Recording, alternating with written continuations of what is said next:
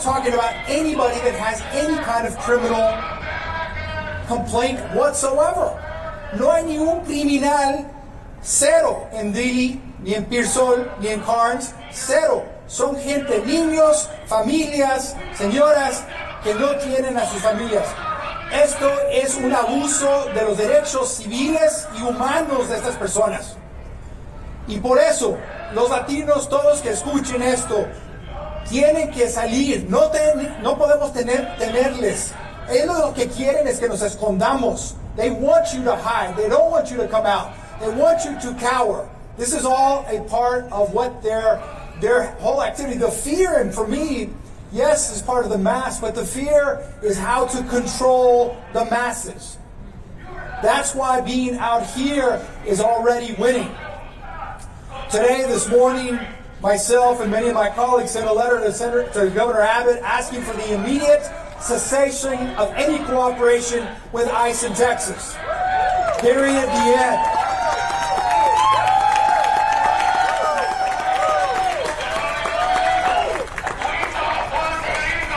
These people, whether it's Trump, whether it's Miller, whether it's that lady that's unqualified, these people want you not to believe your own eyes and ears.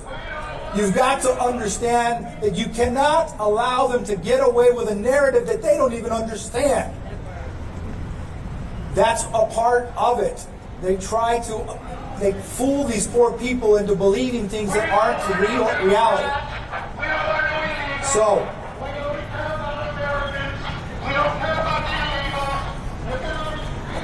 anyway, I'm going to introduce now a letter from a child at the Dilley Detention Center that's going to be read by Eric Lee, a partner at Legal. So, Eric, come on up.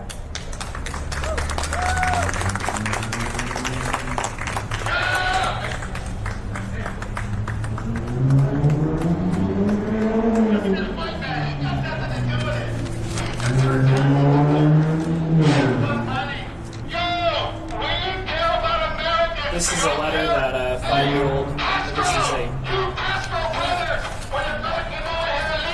Keep going.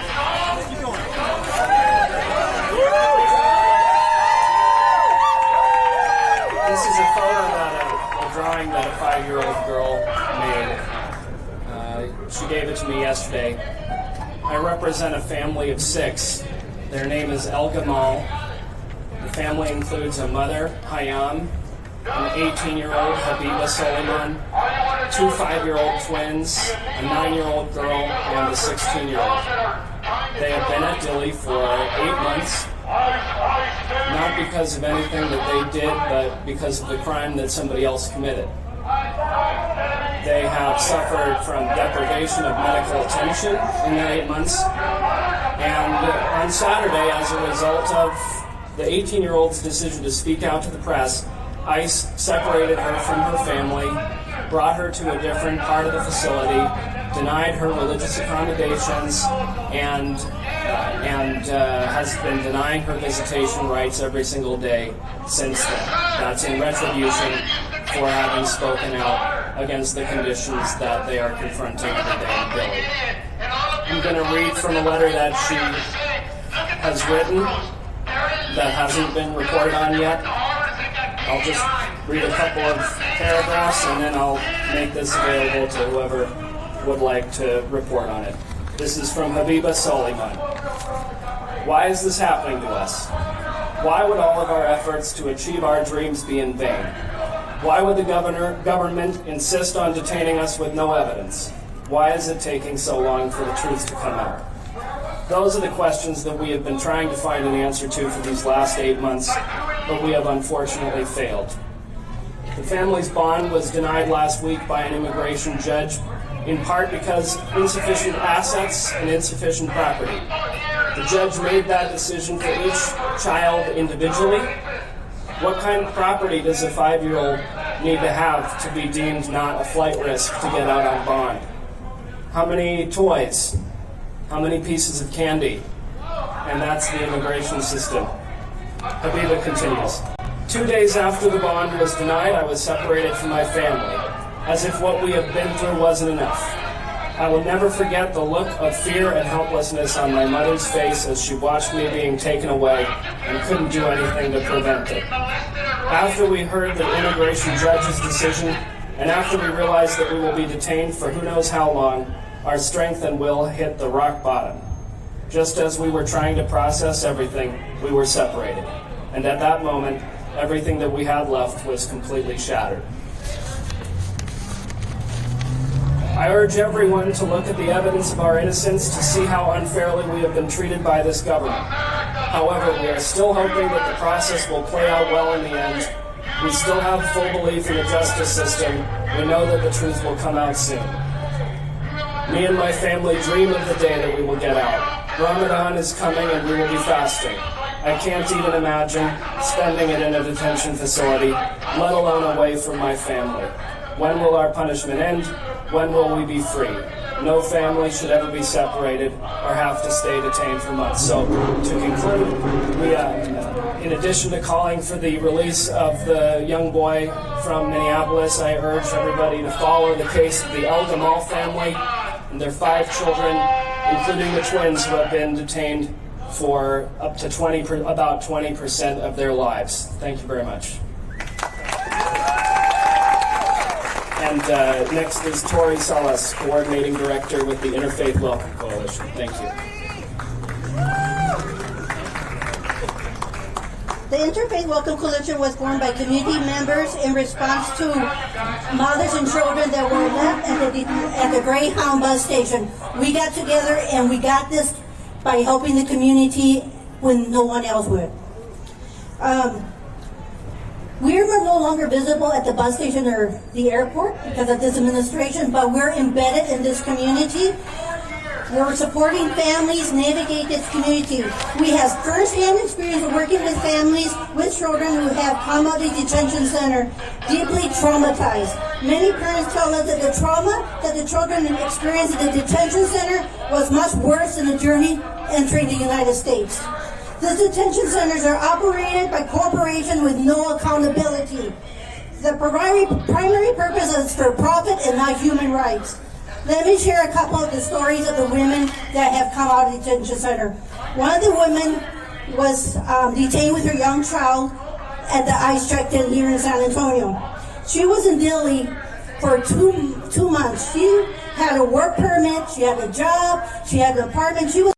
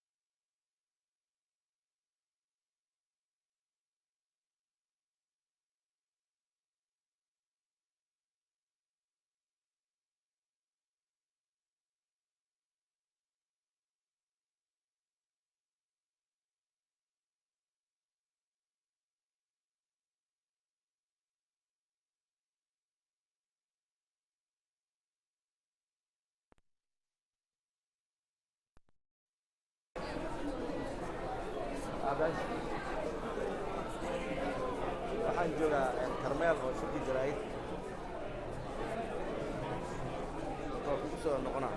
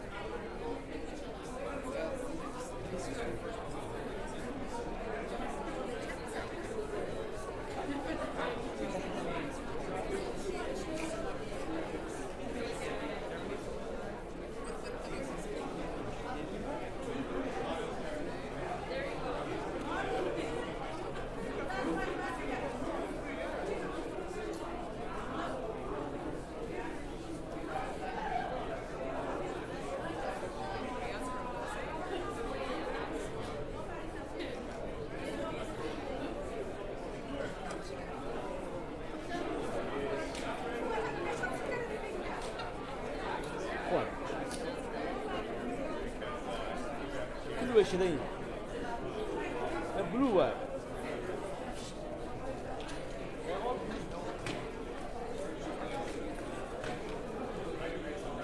No, I'm going to be back. Thank you, brother.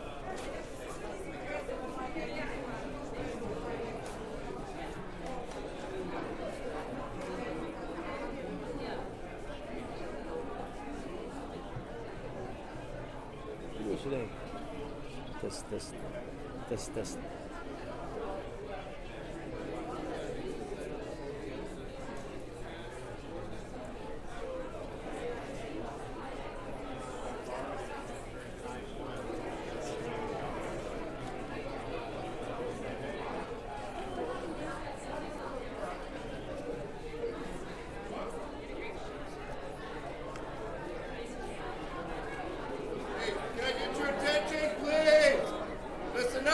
If you're on this side of the podium, you need to move to that side of the podium or she doesn't come down.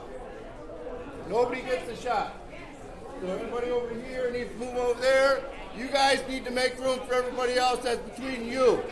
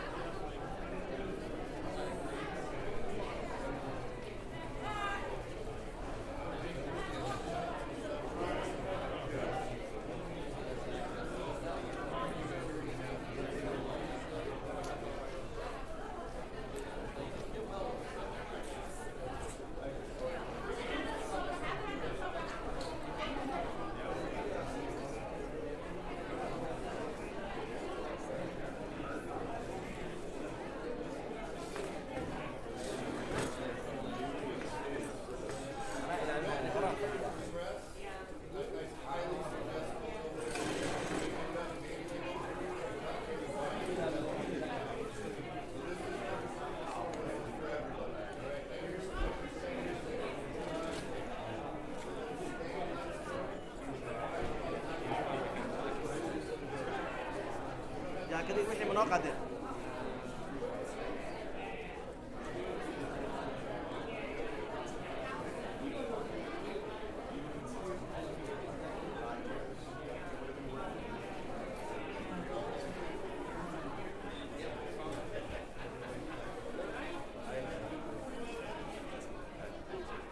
啊，我理解了哈。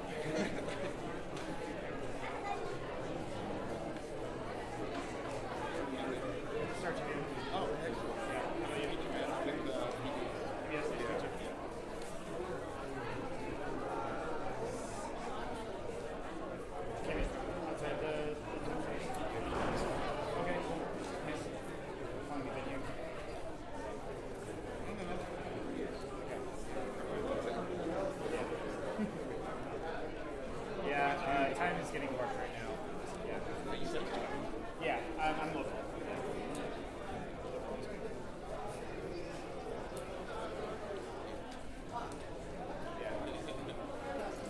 Yeah.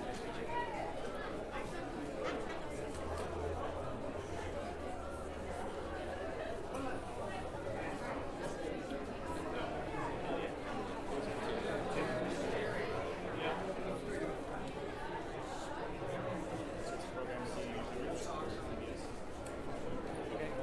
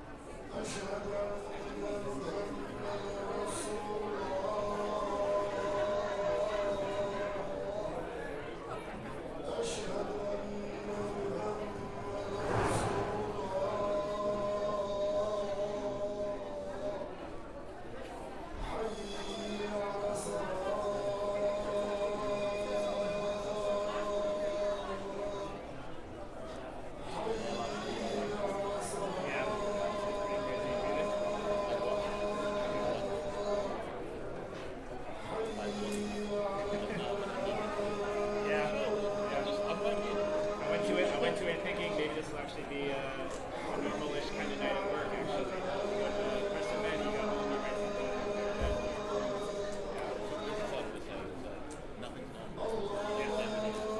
Wherever you go, you have to expect it to come in.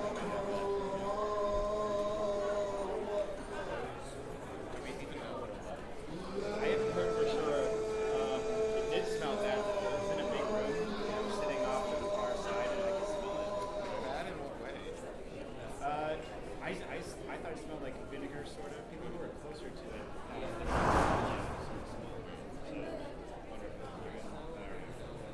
I mean, When I just from the video footage, he was like stumbling, and I kind of wondered if maybe he was toying with it. right, super trouble. Yeah. But I haven't been able to look at his background. So.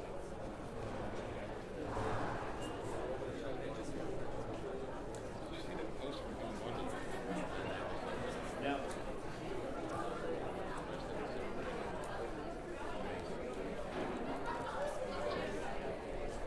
Oh, I'm okay.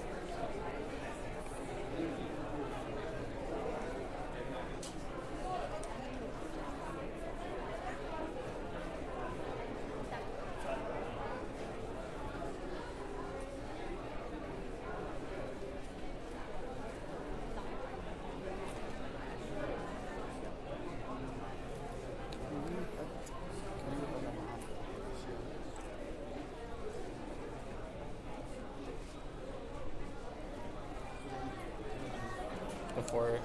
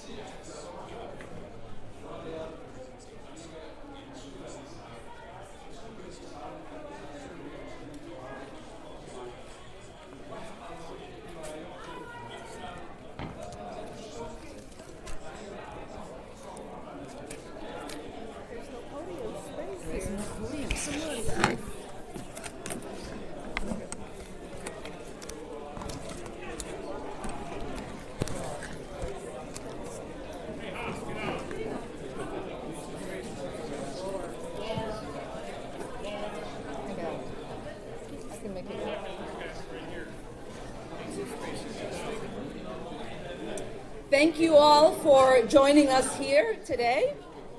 I wanted to hold this press conference at Karmel Mall to highlight our incredible Somali businesses housed here. We have an extraordinary entrepreneurs who have built amazing businesses. Karmel holds a special place in my heart, and I look forward to visiting every time I'm home. This is one of the places I recommend to visitors who come into our town because it showcases our vibrant Somali community. Karmel Mall is home to more than 100 small businesses, and the owners here have seen a significant decline in business since Trump's Operation Metro Surge began. Community members are afraid to go out as a result of the occupation in our city by ICE. Not only is the federal occupation hurting businesses, the president's reprehensible rhetoric has led right-wing grifters to show up here to terrorize our community. It is indefensible. Hurting small businesses is just the tip of the iceberg.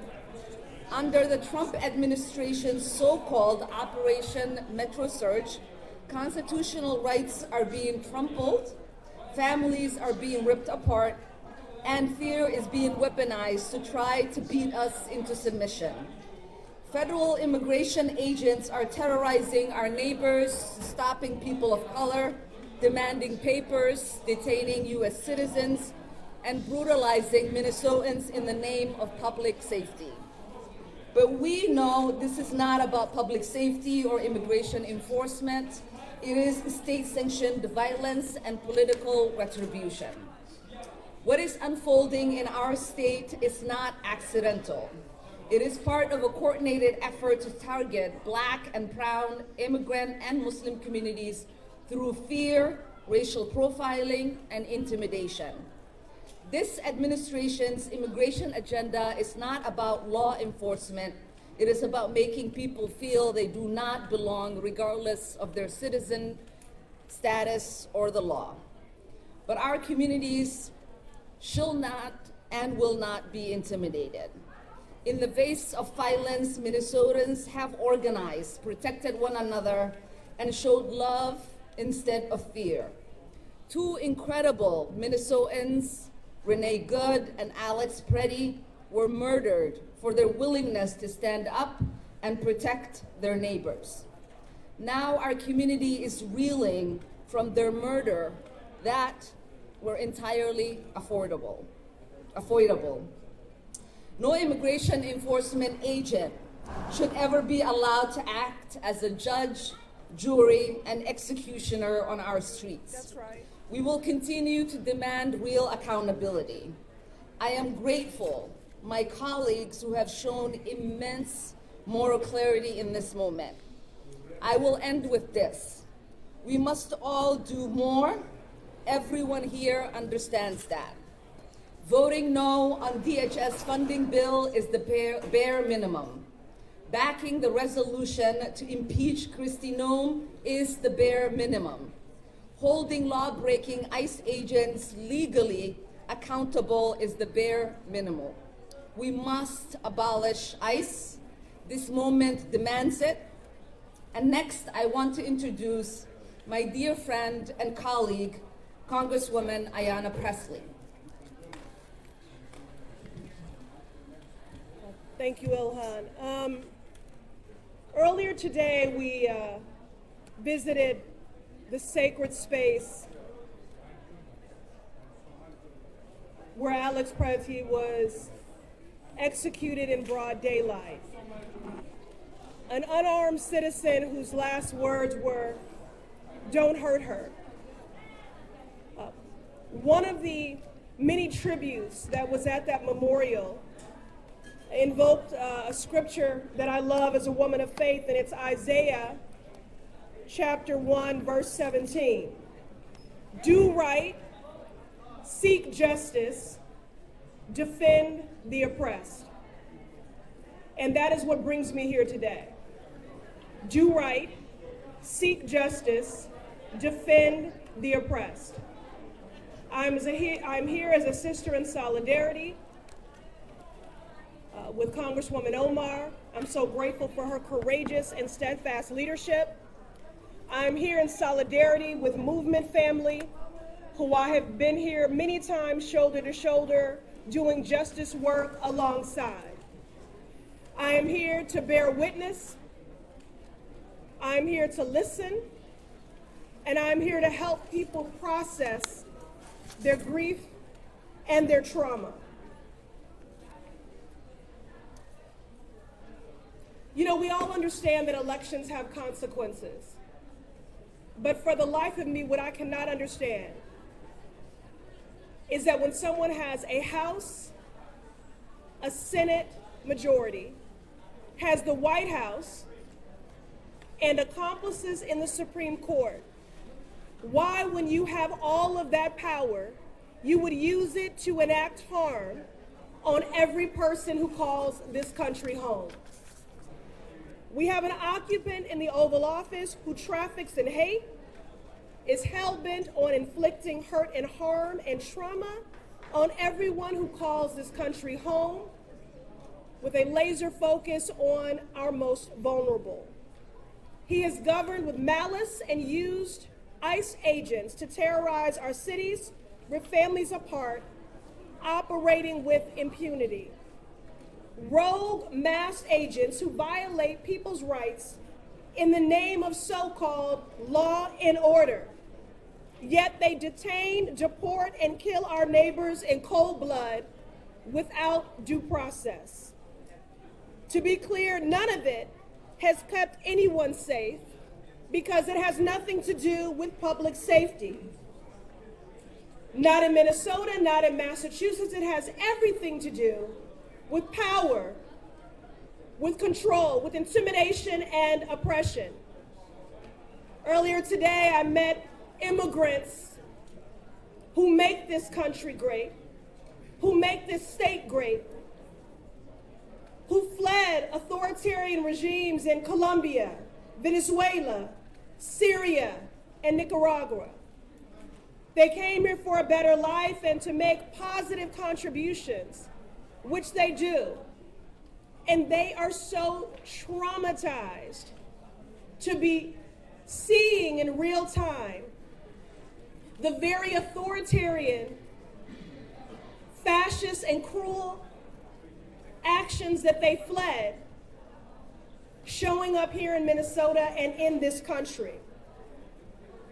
All this has done is traumatize children, delay cancer patients' chemotherapy, devastate small businesses, and leave beloved community members like Renee Good and Alex Preddy dead on our streets. The last time I was here at Karmel Mall, we broke bread together amongst bustling shoppers. It was vibrant, and we laughed over sambusas and drank Somali tea together. Today, it is quiet. Oh. Today, it is quiet. It is quiet because of fear. When we were at Midtown Global Market earlier today, what is it, Lakeside? Mm-hmm. We learned that Lakeside, Lake Street, home to some 2,000 businesses, majority of which are owned by immigrants, that they are losing $30 million a month. Those are the sort of contributions that immigrants have been making to this economy. I don't know what to do about that. Yeah, they're saying it's just. They said to take it out. It's better. Okay, all right. Okay. Sorry. All right, that's okay. So the point is, this is devastating families and devastating the economy here. That's why we're here today, to stand in community, to choose community over chaos and cruelty. We're here because although there can never be justice, because true justice would mean that Renee Good and Alex Preddy and Keith Porter would still be alive. I'm not sure, guys, what to do here. But there must be accountability. Okay. Listen, I'm the granddaughter of a Baptist preacher. I have no problem projecting. Can you all hear me? Okay. Okay, so if you want to have church, we will have church. And I mean real church. Not people who speak with a mouthful of scriptures, but walk with a heart full of hate. You know, it has been incredible to be here in community today with people who are every day choosing community over chaos and over cruelty, people who are fighting in defense of the true values of this country and in defense of our neighbors. This moment requires accountability. This week, the Senate will take up legislation to fund the Department of Homeland Security, which includes an additional $28 billion for ICE. We are calling on all senators, Democrat and Republican, to vote no, because Congress should not be funding this campaign of terror. And we can't stop there. The agents who brutalized and executed our neighbors cannot walk away freely. They must be held accountable for their crimes. That means passing my bill to end qualified immunity for federal law enforcement, including ICE agents. And it means impeaching Kristi Noem, who is as incompetent as she is dangerous. She is a dangerous cocktail of authority, bigotry, and incompetence, and she must be impeached. We need to abolish ICE and dismantle the systems of oppression that have gotten us to this point. So again, I thank my sister in service for her courageous leadership, for the invitation to return to Minnesota once again, to stand shoulder to shoulder with my movement family, to do right, to seek justice, and to defend the oppressed. Finally, I will say this. Donald Trump is a dictator. And the only way to beat a dictator is with defiance. I thank the people of Minnesota for your defiance in this moment, and I am here as your sister in solidarity. You know. Impossible. Thank you so much, Ayanna Pressley. The Congresswoman, as she said, has visited Minnesota multiple times, whether it was coming with the Congressional Black Caucus to see the opportunities that exist here in Minnesota for all of us, whether it was to come and to protect our beautiful Mississippi River and stand with the Native American community, and now being here to make sure that she's standing in solidarity with us. Next, I want to call on Minnesota State Senator Omar Fateh, who represents this district.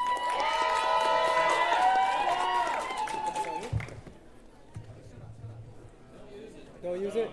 Don't use it? Okay. Give it a try. Give it a try. Testing, is this good? They said no. They said no. How about this? Nothing, not even. Mine should pick you up. Testing. It's in and out. In and out. I tried.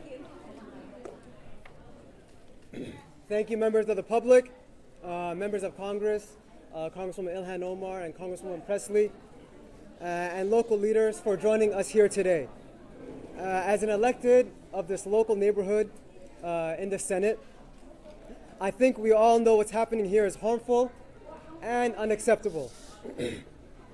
We can all see and call out the brutality that ICE agents, when we see it on the streets and on camera. But here's what's also brutal. Closed shops and quiet hallways here in the Karmel Mall. That means small business owners and workers losing out, missing the money that keeps them in business and their bills paid here and in their homes. One of the freedoms Americans value is the freedom of fear, freedom from fear. And it is the fear of harassment, unlawful arrest, and abuse that's keeping Minnesotans in their homes right now. We need ICE, Border Patrol, and unwelcome federal agents to leave our state and to go back to where they belong. and that's testifying in front of Congress about what they've done here and who sent them. And they should be charged for their abuse of power. Yes. District 62 has been a lot, and that's the district that I represent. It's been through the death of George Floyd, the murder of George Floyd, the recovery from being one of the hardest hit districts from COVID-19 pandemic. It's the district in which both Renee Good and Alex Pretty has been murdered at the hands of federal ICE agents. In response to that, we've seen that our neighbors have stood up. Our neighborhoods have formed response groups. They've taken to the streets to peacefully observe and to fight back peacefully. And what we've seen time and time again is that we have the full force of the federal government putting its weight on our state and on our city. $170+ billion in this operation in a time in which they've been gutting healthcare, in a time in which they're saying there's no money to support our folks struggling with housing or our small businesses, but they have the money to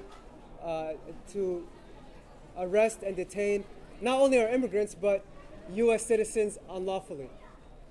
And so we've seen these racist tactics from our federal government in the past. I'm the son of immigrants from Somalia.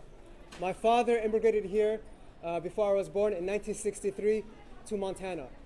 He immigrated here the same year as the racist statement from George Wallace, in which he said, segregation now, segregation tomorrow, segregation forever.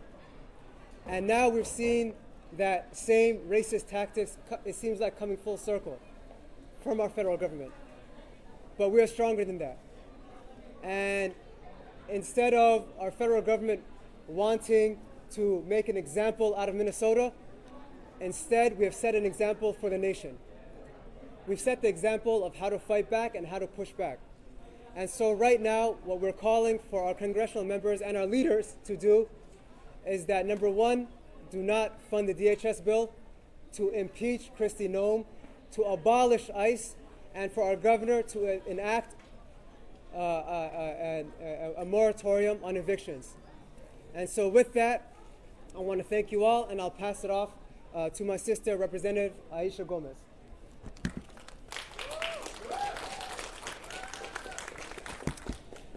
Good evening. My name is Aisha Gomez. I serve as the state representative for District 62A. We're in District 62A now, and as Senator Fata pointed out, we both represent the area where Renee Good was murdered and where Alex Pretty was murdered. Today is day 58 of the invasion of our city and our state by masked secret police acting on behalf of a totalitarian, authoritarian regime on the march. Yesterday, 22 neighbors were charged by complaint in federal court with resisting or impeding ICE. This morning, more than a dozen of them turned themselves in, had a hearing, and are now released. Attorney General Bondi tweeted out their names and photographs of them, inviting vile right-wing harassment of these neighbors. We know what this is. This is an attempt by an administration that is losing the narrative war to smear our neighbors who are engaged in constitutionally protected activities and to intimidate the 100,000+ Minnesotans who have showed up in negative 20-degree weather, who are showing up to defend their communities who are being disappeared off the streets of our state, and who are informing their neighbors, who are bearing witness and who are documenting the rampant abuses and violations of civil rights that happen literally every few minutes in our city.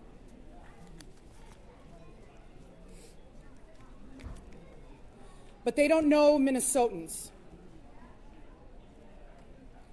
For For the last 58 days, our communities have lived under siege.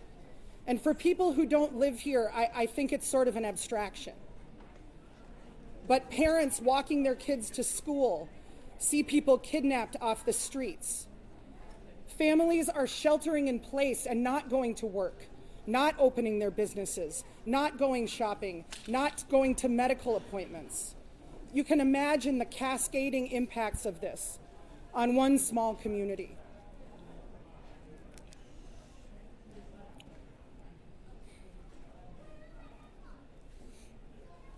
Minnesotans will not be intimidated. You cannot arrest all of us. You can come and try, but you are few and we are many. So I invite all Minnesotans on Friday at 8 a.m. to join community leaders, clergy, and those of us standing up to this incursion at the Whipple Federal Building to say to President Trump and Attorney General Bondi, if you want to take these 22, you have to come and take the other tens of thousands of us who are mobilized in this moment.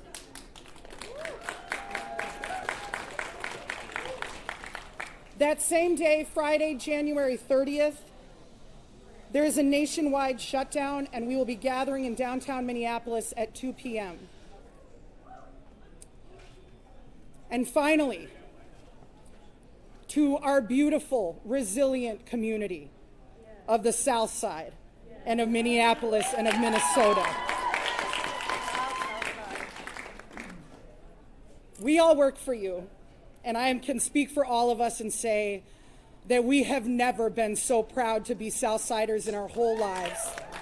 We are showing the world what it means to stand up to Trump and Bondi and Nome and Bovino and any bully that they want to send our way, and to do so not with violence and with guns, but with whistles and with love and with care. And we're going to continue. Thank you.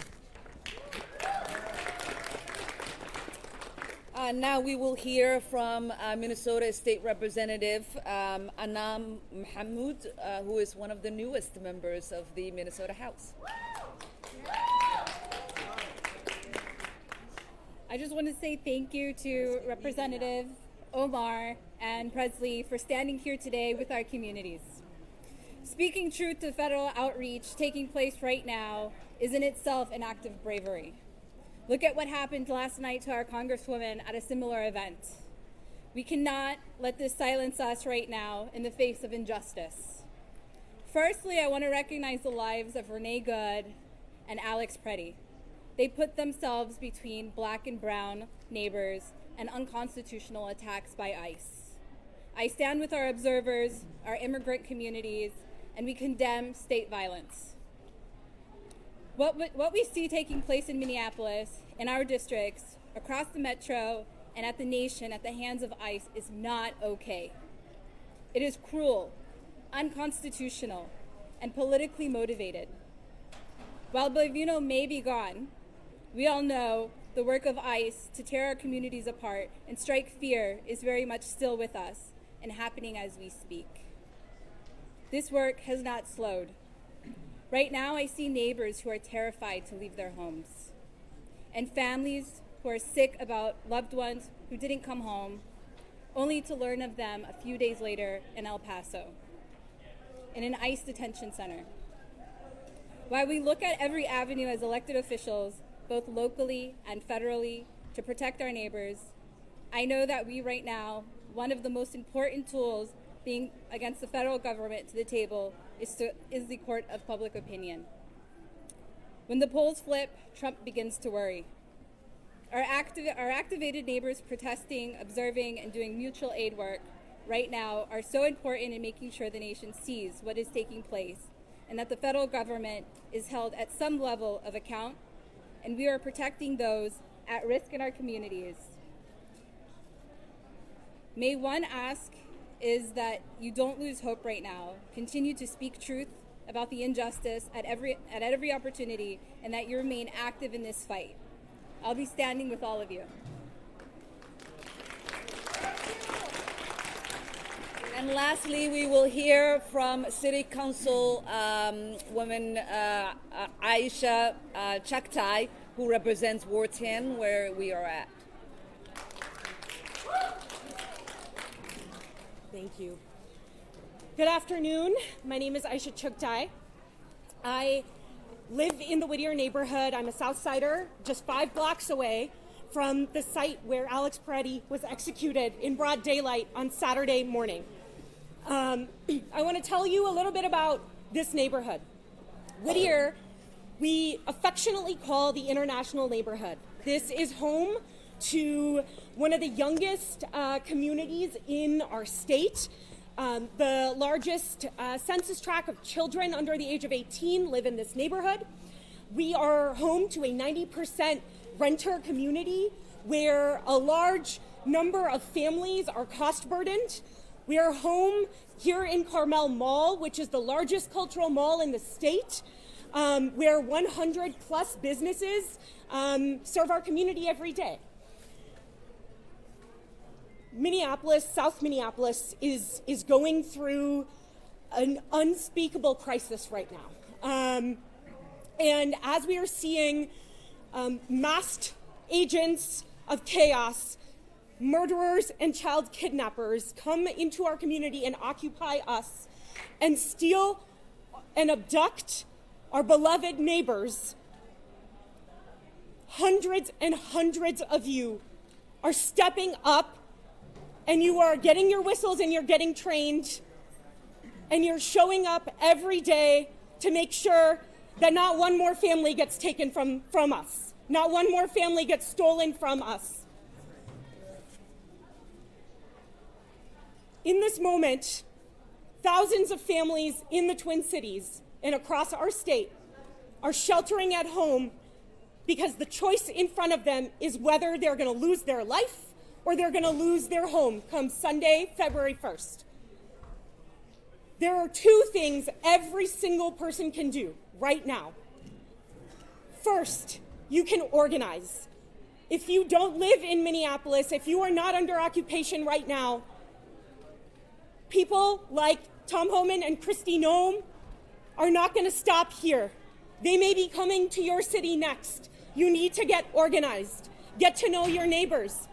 Figure out how you are going to keep families together. This is the most important task in front of us right now. The second thing every person can do is join Southsiders in calling our governor, Tim Walz, former vice presidential candidate, to enact an eviction moratorium right now to help keep families together, help keep families in their homes. I'm really grateful to Congresswoman Omar and Congresswoman Presley for their work in Washington to rein in this out-of-control, murderous regime. And I want to thank all of you for being here today. Thank you.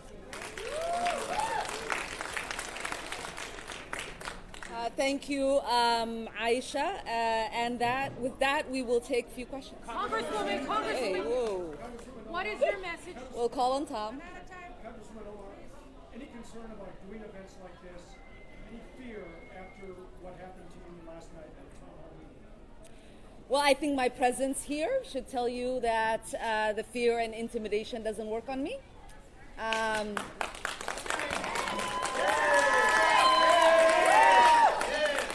And, you know, you and I have talked about this many a times, the president's rhetoric, the attacks from him since I've gotten into public office from the right wing has always been really to stop me from being in public service, to intimidate me, to make me want to quit. And my only message is it hasn't worked thus far and it's not going to work in the future. Congresswoman.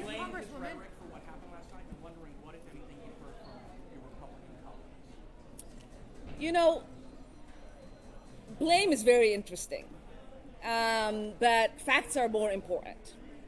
And what the facts have shown since I've gotten into elected office is that every time the President of the United States has chosen to use hateful rhetoric to talk about me and the community that I represent, my death threats skyrocket. for 4 years when he was in office. The first 2 years I was state rep, and the last 2 years I was a member of Congress. It was maybe my second or third week when he started attacking me. I became a freshman who nobody should have actually known I existed because I wielded no power, to having the most death threats of any member of Congress. To the point where I had to have 6 Capitol Police officers providing 24-hour detail to me and my family. He left office. Well, he was defeated. And Biden got elected. And for 4 years, it almost plummeted. Then he came back into office, and he reassumed his vitriol. And now, my death threats are the highest of the members of Congress. And last night, the man that attacked me was specifically upset that Trump's order to deport Somalis was not yielding enough deportations of Somalis. So he wanted to come get the person he thought was protecting the Somalis. Well, we are protected by the Constitution. Sorry to tell you the truth. We are protected by the Constitution. And so I do believe that the facts of the situation are that I wouldn't be where I am at today, having to pay for security, having the government to think about providing me security if Donald Trump wasn't in office and if he wasn't so obsessed with me. It is ironic that just last night he was on stage moments before I was attacked, talking about me. And then when asked about my attack, he said, I don't think about her. Does he not remember? Is he suffering from dementia? How do you spend 20, 30 minutes on stage obsessing over me by name multiple times, and then moments later say, Ilhan Omar? I don't think about her. So hopefully that answers your question. We'll take one more question. We'll take one more question from the Somali reporters here. Last night, what happened was shocked to us. You're not going to ask in Somali? Okay. And xalay waxaan ku dhacay arrin weerar lagu soo qaaday. Anigu meesha ayaan fadhiyey. Ninkaasi feerka aad u sii leexisay. Marka dagaal ma baratay maseexeed. Well, Liban ani adu asnaqaana. And inta dad oo Soomaali yaqaano way og yihiin dagaalka inaan ku fiicanahay. And way og yihiin haddee gabdhaha Soomaalida oo wiilal walaalo la soo koro inay barteen sidii qof la iskaga dhiciyo. Marka waxaan leeyahay haddii uusan security-gayga ninkaas dhulka ula dhici lahayn gacanteeda way gaari lahayd. Marka nasiib uu leeyahay in ay iga celiyeen. Yeah? Okay, thank you everyone. Have a good night.